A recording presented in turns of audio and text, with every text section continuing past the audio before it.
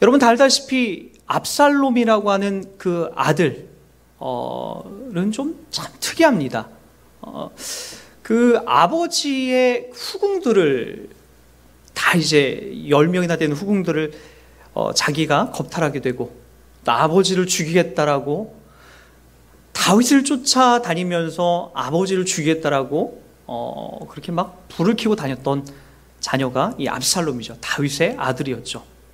그리고 본인 스스로가 내가 왕이다, 아버지 내 물러났다 라고 그렇게 외치면서 다녔던 왕입니다. 그도 그럴 것이 우리가 조금 이건 이해할 수 있습니다. 왜냐하면 이 당시에는 한 나라의 어떤 왕을 차지하기 위해서 왕을 내가 소유하기 위해서 해야 되는 그런 희생들이 참 많이 있었습니다. 아버지를 죽이기도 하고 아들을 죽이기도 하고 형제 간에도 칼의 전쟁이 이 왕권 때문에 종종 벌어지기도 했습니다. 그런 의미에서 우리가 살펴보면은 오늘 다윗이 압살롬을 죽인 이 사건, 그러니까 이 어떤 사건인지 여러분 다 아시죠? 압살롬의 그 나쁜 행위들을 다윗의 부하들이 그것을 가만히 못 봅니다. 그래서 압살롬이 말을 타고 가다가 다윗을 추격하다가 상수리 나무에 그의 긴 머리가 걸리게 되죠. 이러지도 저러지도 못하고 있는 그 찰나에 다윗 왕의 부하였던 요압이 가서 그를 죽이게 됩니다. 그 사건이에요. 그리고 나서 압살롬이 죽었다라는 전보를 지금 다윗에게 알리고 있는 상황입니다. 그 소식을 듣고 다윗은 어떻게 되죠? 잘 됐다 그놈. 어디 아버지의 왕권을 버르장머리 없이 먹으려고 그럴 수 있습니다. 그렇게 해야 그것이 또 정상입니다. 근데 오늘 보세요. 33절에 이렇게 다윗은 고백을 합니다. 보세요. 왕의 마음이 심히 아파 문 위층으로 올라가서 우니라. 그가 올라갈 때에 말하기를 내 아들 압살롬아, 내 아들 압살롬아, 차라리 내가 너를 대신하여 죽었다면 압살롬 내 아들아 하였더라. 내 아들을 몇 번을 부르죠? 이거 수없이 부르는 거예요. 막 그 다른 부하들 앞에서는 울 수 없고, 왜냐? 왜 못 우는 거죠? 지금 압살롬을 죽인 사건, 지금 다윗에게 반역하고 다윗 왕권에서 반역한 사람이 죽었다라는 그 깊은 전부를 갖고 왔는데 그들 앞에서 어떻게 울겠습니까? 옥상으로 올라가는 거죠. 거기에서 입을 막고 꺼이꺼이 우는 거예요. 정말 이 절망스러운 막 울음을 쏟아내는 거죠. 내 아들 압살롬아, 내 아들 압살롬아, 네가 아니라 차라리 내가 죽는 게 나을 텐데 이게 웬일이냐 라고 지금 이 이야기가 전해지고 있습니다. 왜 성경이 이걸 기록했을까요? 여러분, 우리가 성경을 쭉 읽다 보면은 여러분 이런 것들은 우리가 이렇게 잘 와닿지가 않지 않습니까? 우리가 사무엘 상하를 통틀어서 우리가 제일 많이 기억하는 것은 다윗이 물맷돌을 던져서 골리앗 때려 눕힌 것을 우리는 제일 많이 기억합니다. 네, 누차 말씀드리지만 성경은 그 어디에도 물맷돌로 골리앗을 때려 눕힌 사건이 재탕되지가 않아요.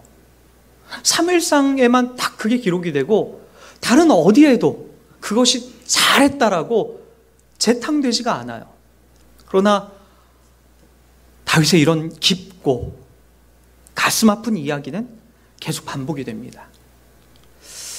여러분, 무엇을 우리들 가운데 보여주려고 하는 걸까요? 다윗의 이야기는 저와 여러분들이 가야 될 인생의 여정을 보여주는 거예요. 그리고 하나님께서 지금 우리들에게 보여주시고자 하는 마음도 보여주고 있는 거죠. 다윗은 어느 기점으로 더 성숙해지냐면 밧세바를 범한 사건 전후로 나눠지게 됩니다. 그 전에는요, 뭐라고 하냐면은 내가 열심으로 하나님을 사랑하고 섬길 수 있습니다. 나의 열심으로 내 신앙도 그리고 나의 영역도 넓혀갈 수 있습니다. 그렇게 이제 이야기가 퍼져나갑니다. 밧세바를 범한 사건 이후에는 어떻게 되죠? 내가 뼛속부터 죄인입니다. 뼛속부터 죄인입니다. 그리고 내가 모태에서부터 나는 범죄, 죄를 짓고 태어났습니다. 상한 신령만을 하나님이 기뻐하신다는 것을 이제 알았습니다. 하나님만이 날 용서해 주실 수 있습니다. 내가 잘하는 줄 알았더니 내가 잘하는 게 아닙니다. 그 성숙을 담아냅니다. 그렇군요. 나의 열심이 아니라 하나님의 열심이 나를 빚어온 거였군요. 그걸 그제서야 배워오기 시작합니다. 여러분, 신앙이란 그 지점으로 가는 겁니다. 처음에는 나의 열심, 내가 하면, 내가 기도하면, 내가 성경을 100번 정도 읽으면, 내가 봉사를 많이 하면 내가 그 누구보다 믿음 좋은 사람이 되겠지라고 우리가 그렇게 시작하다가, 희한하죠? 우리 여기 있는 사람들이 그렇게 안 해본 사람이 어디 있습니까? 여기 있는 분들 대단한 분들은 아닙니까? 그런 경지에 안 서본 분들이 어디 있어요? 다 그렇게 가보셨죠? 저도 그랬습니다. 저도 저희 인생 속에서 가장 열심을 냈던 시기를 딱 얘기해 보라면 중고등학교 시절입니다. 처음 예수를 믿고 중고등학교 시절에 얼마나 그렇게 열심히 했는지 몰라요. 교회에 와서 사는 것이 뭐 일과였어요. 그래서 교회에서 회장도 하고, 교회에서 성가대도 하고, 교사도 하고, 별의별 걸 다 하면서 교회에서 지내기를 기뻐했죠. 저는 그때가 저희 신앙의 전성기라고 여겼는데, 신앙이 그때가 전성인 줄 알았는데 시간이 지나 보니까 그게 다가 아니더라고요. 여러분, 그 이후에 더 깊고 더 하나님의 말씀을 알고 더 넓은 자리, 그리고 나의 실수와 절망과 좌절을 지나고 나서 하나님이 나에게 무엇을 받아내는지 그제서야 비로소 고백할 수 있게 되는데, 그 지점이 바로 아버지 하나님을 제대로 알고 믿고 있던 시기였습니다. 그래서 중고등학교 시절에는 하나님을 사랑한다라는 그 개념보다는 그분이 두려움에, 나에게 이렇게 하지 않으면 나에게 벌을 내주실 것 같다라는 생각 때문에 그렇게 열심을 냈죠. 그런데 그 이후에 하나님을 제대로 알고부터는, 뭐 나이로 따지면 20대 후반, 30대 초반부터 시작된 신앙의 여정이겠죠. 그때는 하나님을 저의 아버지로 이해하게 됐습니다. 여러분, 오늘 다윗이 더 깊어진 데는 그것입니다. 하나님께서 이 당시에 간음을 하고 사람을 죽이면, 여러분 다 아시죠? 율법에는 이에는 이, 눈에는 눈이에요. 다윗은 누구를 범했죠? 밧세바를 성폭행하고, 그리고 또 그의 남편인 우리아를 전쟁터에다가 내몰아서 죽게 합니다. 성폭행이요, 그리고 살인을 저지른 사람이 바로 이 다윗입니다. 여러분, 그러면 우리 다 알다시피 하나님이 그를 죽여야 됩니다. 율법의 기준으로 눈에는 눈, 이에는 이 해가지고 그를 돌에다 쳐 죽이고, 여러분, 그렇게 이 세상에서 하나님은 그렇게 다 다윗을 없애버려야 돼요. 근데 희한하게도 하나님이 살려냅니다. 그를 죽이지 않습니다. 그 이유가 뭐 때문에 그런 거라고 했죠? 우리 한번 사무엘랑 우리 한번 7장으로 한번 가보도록 하겠습니다.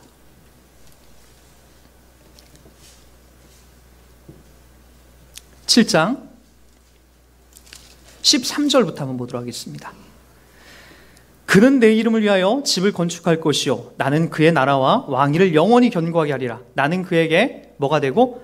아버지가 되고, 그는 내게 아들이 되리니, 그가 만일 죄를 범하면 내가 사람의 매와 인생의 채찍으로 징계하려니와, 내가 내 앞에서 물러나게 한 사울에게서 내 은총을 빼앗은 것처럼 그에게서 빼앗지는 아니하리라. 내 집과 내 나라가 내 앞에서 영원히 보존되고 내 왕위가 영원히 견고하리라 하셨다 하라. 나단이 이 모든 말씀들과 이 모든 계시로 다윗에게 말하니라. 여러분, 하나님께서 다윗에게 맺은 언약이에요. 이 사건은 밧세바와 우리아를 죽인 사건 전에 있었던 이야기예요. 그때 하나님께서 무엇을 지금 언약하죠? 내가 내 앞에서 물러나게 한 사울에게서 내 은총을 빼앗은 것처럼 너에겐 그렇게 하지 않을 것이라는 거예요. 그러니까 뭐라는 겁니까? 너 눈에는 눈, 이에는 이, 내가 그렇게 갚지 않을 거라는 거예요. 그러면서 하나 더 맺은 언약이 뭐죠? 14절 다 같이 보세요.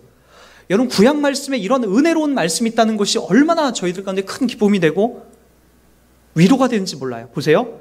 나는 그에게 뭐가 되고 아버지가 되고 그는 내게 아들이 되리니 그가 만일 죄를 범하면 내가 사람의 매와 인생의 채찍으로 징계하려니와. 여러분, 하나님이 죽이지는 않을 거라는 거예요. 그가 나의 아버지가 된다는 겁니다. 여러분, 이거보다 복된 사람이 어디 있습니까? 이와 같은 약속을 부여받은 사람이 어디 있습니까? 이처럼 복된 인생으로 살아갈 수 있는 사람이 어디 있습니까? 다윗이 이걸 받아내요. 잘해서 받아내는 것이 아니라 하나님께서 다윗과 맺은 언약이죠. 나는 그에게 뭐가 되고 아버지가 되고 그는 내게 뭐가 된다? 아들이 된다. 여러분, 이 마음 아십니까? 이 상황을 뭔지 아세요? 아버지가 되고 어머니가 되신 분들은 다 아시잖아요.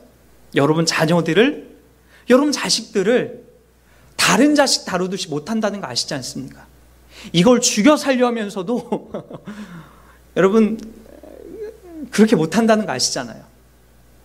여러분들이 자식들한테 숱하게 져주고 있다는 것 여러분 다 아시잖아요. 자식들은 지금 내가 부모님을 이긴다라고 생각하지만 이기는 게 아니에요. 져주는 겁니다. 너희들도 엄마 아빠 나이 돼보면 알아. 그때 돼보면 알기 때문에 져주는 거예요. 엄마도 아빠도 그렇게 살아왔어. 그 이야기를 하는 거 아닙니까? 하나님이 우리의 아버지가 되신답니다.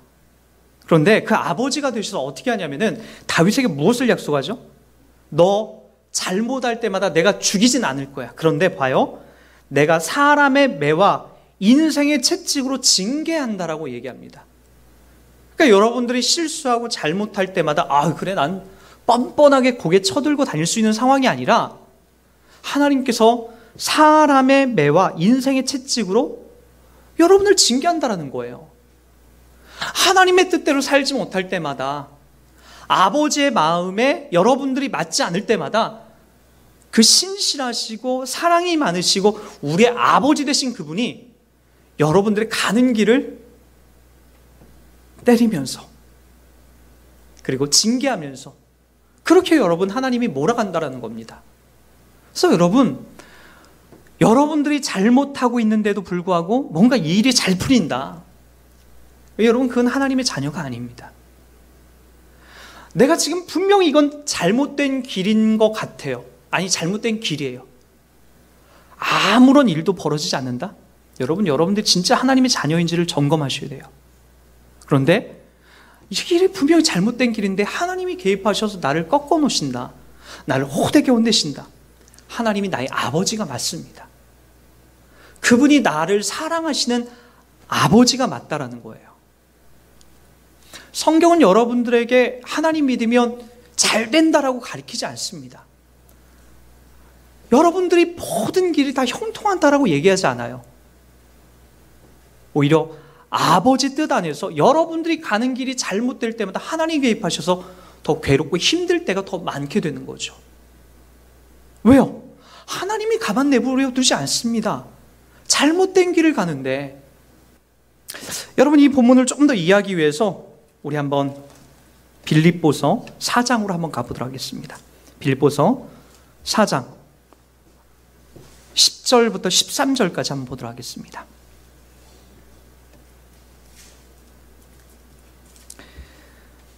내가 주 안에서 크게 기뻐함은 너희가 나를 생각하던 것이 이제 다시 싹이 남이니 너희가 또한 이를 위하여 생각은 하였으나 기회가 없었느니라. 내가 궁핍함으로 말하는 것이 아니니라. 어떠한 형편에든지 나는 자족하기를 배웠노니 나는 비천에 처할 줄도 알고 풍부에 처할 줄도 알아. 모든 일 곧 배부름과 배고픔과 풍부와 궁핍에도 처할 줄 아는 일체의 비결을 배웠노라. 내게 능력 주신 자 안에서 내가 모든 것을 할 수 있느니라. 성경이 우리들 가운데 이야기하고 있는 지점이 예수 믿으면 다 잘 되고 다 부자가 되고 다 치유가 되고 다 넓어진다라는 것을 얘기하는 지점이 바로 이 지점입니다. 바울의 신앙이 결말에 이르렀을 때 이런 것들을 담아내요. 보세요. 나는 내가 궁핍함으로 말하는 것이 아니니라. 어떠한 형편이든지 나는 자족하는 걸 먼저 배웠다라는 거예요. 왜요? 하나님이 나의 아버지이기 때문에 그렇다는 거예요. 하나님이 나의 아버지이기 때문에 이 길을 가게 한다는 거죠. 하나님이 나의 아버지이기 때문에 어쩌면 누군가는 내 손해보는 길을 가도 괜찮다는 이야기를 담아내려고 하는 거예요. 그러나 바울은 그 이야기만 하는 것이 아닙니다. 나에게는 어떤 형편이든지 나는 자족하기를 배웠는데 그 형편을 보십시오. 12절, 나는 비천에 처할 줄도 알고 풍부에 처할 줄도 알아. 모든 일, 곧 배부름과 배고픔과 풍부와 궁핍에도 처할 줄 아는 일체의 비결을 배웠노라. 그래서 13절을 다 같이 고백합니다. 시작. 내게 능력 주신 자 안에서 내가 모든 것을 할 수 있느니라. 아마 한국교회에 가장 많이 오해되고 있는 성경 구절이에요. 내게 능력 주신 자 안에서 내가 모든 것을 할 수 있다라고 해서 내가 뭐 가난하면 부자도 될 수 있고, 내가 다리가 부러졌으면 다리도 다시 붙게 되고, 내가 사업이 쫄딱 망했으면 내가 사업이 대박으로 크게 만들어지고, 작으면 커지고, 그 얘기를 하려는 게 아니에요. 그렇게 이 말씀을 거기다 집어넣으면 안 돼요. 내게 능력 주신 자 안에서 내가 모든 것을 할 수 있다는 건 뭐예요? 바울이 고백한 윗구절에 있는 내용이죠. 내가 비천에 처할 줄도 알고 내가 풍부에 처할 줄도 알아. 모든 일, 곧 배부름과 배고픔과 풍부와 궁핍에도 처할 줄 아는 일체의 비결을 배우느라. 내게 능력 주신 자 안에서 내가 그 모든 것을 감당할 수 있다라고 얘기합니다. 주신 분이 누구라고요? 나를 궁핍하에도 처할 줄 알고 배부르기도 하시는 분이 누구라고요? 내게 능력 주신 자 하나님이라는 겁니다. 믿어지십니까, 여러분? 하나님이 여러분들을 때때로 가난하게도 몰아넣으신대요. 하나님이 여러분들을 때때로 부자로서의 그 길도 가게 하신다라는 거죠. 그게 우리 하나님이라는 거예요. 하나님 믿으면 모든 것이 다 잘 되더라. 여러분, 그건 저기 무당들한테 가서 점괘 받아낼 때 하는 거예요. 어떻게 하면 잘 되죠? 어떻게 하면 좋은 결혼하죠? 어떻게 하면 우리 사업장이 커지죠? 무당들은 가면 즉각적으로 그 답을 얘기해 줍니다. 하나님은요, 그게 아니라는 거예요. 배고픔과 배부름이 하나님의 목적이 아니라, 여러분들의 우리가 가질 목적이 아니라 내게 능력 주신 자 하나님이라는 거죠. 나에게 그 일을 감당할 수 있게 하신 분이 하나님이라는 거죠. 그래서 여러분 6절 우리 한번 보세요. 아무것도 염려하지 말고 다만 모든 일에 기도와 간구로 너희 구할 것을 감사함으로 하나님께 아뢰라는 거예요. 7절, 그리하면 모든 지각이 뛰어난 하나님의 평강이 그리스도 예수 안에서 너희의 마음과 생각을 지키시리라. 왜요? 내게 능력 주신 자가 있기 때문에, 나의 현실과 상황을 감당할 수 있게 하신 분이 있기 때문에 아무것도 염려하지 말고 하나님이 주시는 곳에 우리가 따라가고 그 믿음의 여정을 함께 밟아가라라고 얘기합니다. 왜요? 하나님이 우리의 아버지이기 때문에 그런 거예요. 다윗은 지금 이 길을 지금 가고 있습니다. 숨죽여서 이를 악물고 우는 게 왜 그러죠? 압살롬 죽인 놈들 다 이리 와. 내 새끼, 내가 그렇게 너희들 이 압살롬 죽이지 말라고 당부했는데 압살롬을 죽여? 내가 죽이지 말라고 했지. 요압 이리 와. 충분히 다윗이 복수할 수 있습니다. 그러나 지금 어떻게 하죠? 내게 능력 주신 자 안에서 내가 모든 것을 감당할 수 있다라고 얘기합니다. 이를 악물고 숨죽이면서 흐느끼는 울음의 의미가 뭔지 알겠습니까? 내게 능력 주신 자 안에서 내가 모든 것을 감당할 수 있습니다 라고 하는 이 고백이 되고 있다는 거죠. 저와 여러분들은 이 땅을 어떻게 살아가야 될까요? 여러분, 교회 가운데에 간혹 보면은 그런 분들이 많아요. 뭐 금식 기도했더니, 또는 뭐 내가 작정 기도를 했더니 하나님께서 내가 어떤 문을 열어주셨다. 여러분들도 해보셨죠? 되던가요? 다 되던가요? 여러분, 대개는 그렇게 부여받은 사람이 있는 반면에 대다수는 그렇게 부여받지 못하는 사람들이 되게 많습니다. 근데 이것이 신앙인 줄 알고 우리가 다 그렇게 성공한 한 샘플을 우리가 다 쫓아가기 시작하면 우리 모두가 다 절망하고 좌절할 때가 더 많아. 왜 나는 안 될까? 왜 나는 저 사람처럼 저렇게 안 될까? 하나님이 우리 가운데 주신 그 길이 다 다른데,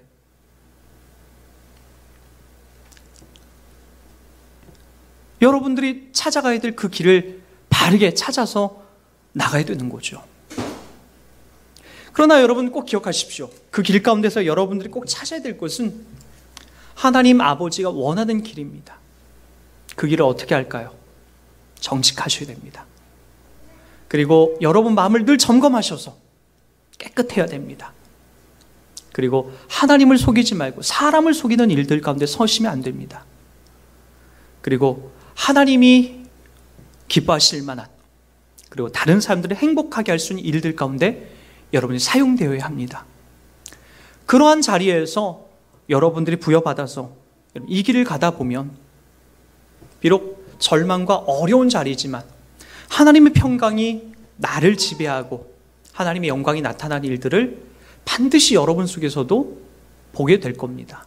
하나님이 저와 여러분들의 아버지이기 때문에 그분은 기꺼이 우리들 가운데 이러한 마음과 이러한 길을 또한 허락하실 수 있게 됩니다.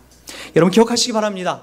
다윗이 숨죽여 울었던 그 자리, 우리도 지금 혹시라도 그 자리에 서 있는 여러분들이라면 기꺼이 그 자리에서 분노하거나 화를 내어 다 엎어버리겠다는 그런 마음이 아니라, 주님, 내가 이 길도 내가 끌어안고 가겠습니다.